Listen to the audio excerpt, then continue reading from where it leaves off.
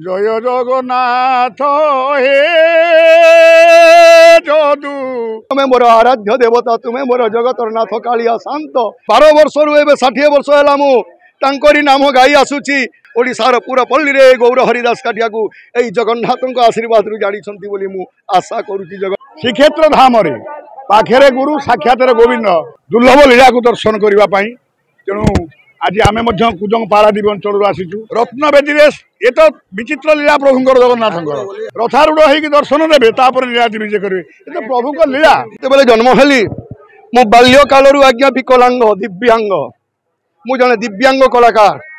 କିନ୍ତୁ ମୋତେ 12 ବର୍ଷ ହଉଥିଲା ସମୟରେ ମୁଁ ଜଗନ୍ନାଥଙ୍କ ଠାରେ ବନ୍ଧା ପଡ଼ିଗଲି। ଆଉ କହିଲେ ପ୍ରଭୁ ମୁଁ ଆଉ ତମ ଛଡ଼ା ମୁଁ ଆଉ ମୋର ଅନ୍ୟ କେହି ନାହିଁ। ତୁମେ ମୋର ଆରାଧ୍ୟ ଦେବତା, ତୁମେ ମୋର ଜଗତର ନାଥ କାଳିଆ ଶାନ୍ତ। ସେ ମୋତେ ଆଜି 60 ବର୍ଷ ହେଲା, 12 ବର୍ଷରୁ ଏବେ 60 ବର୍ଷ ହେଲା ମୁଁ ତାଙ୍କରି ନାମ ଗାଇ ଆସୁଛି। ବର୍ତ୍ତମାନ 60 ବର୍ଷରେ ମୁଁ ପଦାର୍ପଣ କରିଛି।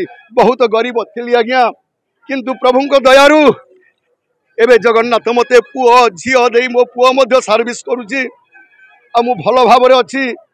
ମୋ ପାଲିଆମାନଙ୍କୁ ନେଇ ମୁଁ ଅତି ଆନନ୍ଦରେ ମୁଁ ଭଗବାନଙ୍କର ଗୁଣ କୀର୍ତ୍ତନ କରୁଛି, ଗାନ ଗାଉଛି। ଓଡ଼ିଶାର 30ଟା ଜିଲ୍ଲାରେ 27ଟା ଜିଲ୍ଲାରେ ମୁଁ ନାଟକ କରି ସାରିଲିଣି। ଓଡ଼ିଶାରେ ସମସ୍ତେ ମୋତେ ଜାଣିସାରିଲେଣି। ଓଡ଼ିଶାର ପୁରା ପଲ୍ଲୀରେ ଗୌର ହରିଦାସ କାଟିଆକୁ ଏଇ ଜଗନ୍ନାଥଙ୍କ ଆଶୀର୍ବାଦରୁ ଜାଣିଛନ୍ତି ବୋଲି ମୁଁ ଆଶା କରୁଛି। ଜଗନ୍ନାଥଙ୍କର ଡୋରି ନିଶ୍ଚିତ ଲାଗିଥିଲା।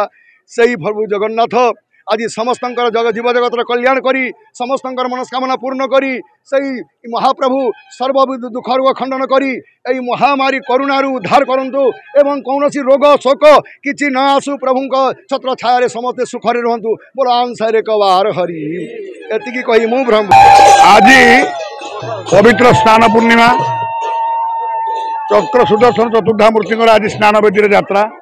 ଏହି ପରିପ୍ରେକ୍ଷୀରେ ନାମାଚାର୍ଯ୍ୟ ବାୟା ବାବା ଯେ ସାରା ବିଶ୍ୱର ଅଖଣ୍ଡ ନାମର ପ୍ରତିଷ୍ଠାତା, ତାଙ୍କର ଆଜି ଶୁଭ ଆଗମନ ପୁରୀ ନରେନ୍ଦ୍ର କୋଣରେ ଆଶ୍ରମ। ସାରା ବିଶ୍ୱରେ ଅଖଣ୍ଡ ନାମର ପ୍ରତିଷ୍ଠାତା ହେଉଛନ୍ତି ନାମାଚାର୍ଯ୍ୟ ବାବା।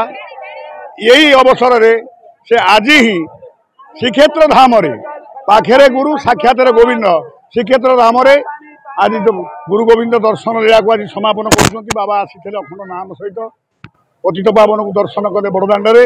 ବଡ଼ଦାଣ୍ଡରେ ଦର୍ଶନ କରି ଅଗଣିତ ଭକ୍ତଗଣ, ସମଗ୍ର ଓଡ଼ିଶାର ଭକ୍ତଗଣ ଆସି ବାବାଙ୍କ ମଠରେ ଉପସ୍ଥିତ ହୋଇଛନ୍ତି ଏଇ ଦୁର୍ଲଭ ଲୀଳାକୁ ଦର୍ଶନ କରିବା ପାଇଁ।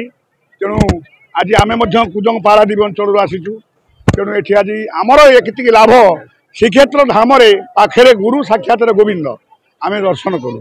ଆମେ ସବୁ ଗାଁରେ ଦର୍ଶନ କରୁଛୁ ଜଗନ୍ନାଥ, କିନ୍ତୁ ଶ୍ରୀକ୍ଷେତ୍ର ଧାମ କେଉଁଠୁ ପାଇବା? ଧାମ ହିଁ ଧାମ। ଶ୍ରୀକ୍ଷେତ୍ର ଧାମରେ ଆଜି ପତିତ ପାବନକୁ ଆମେ ଏଠି ପାଖରେ ଗୁରୁକୁ ରଖି ଦର୍ଶନ କଲୁ। ଏହା ହିଁ अलौकिक लीला गुरु गोविंद दर्शन लीला।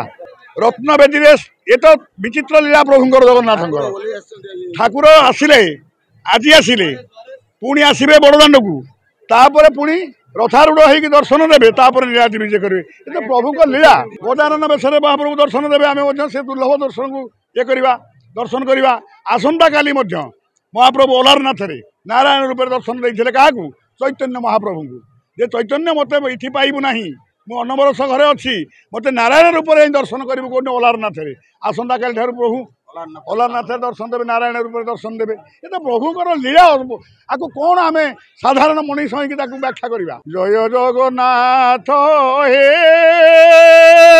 जदु नंदन ब्रजबाड़ी हृदय तट चंदन ब्रजबाड़ी हृदय तट चंदन।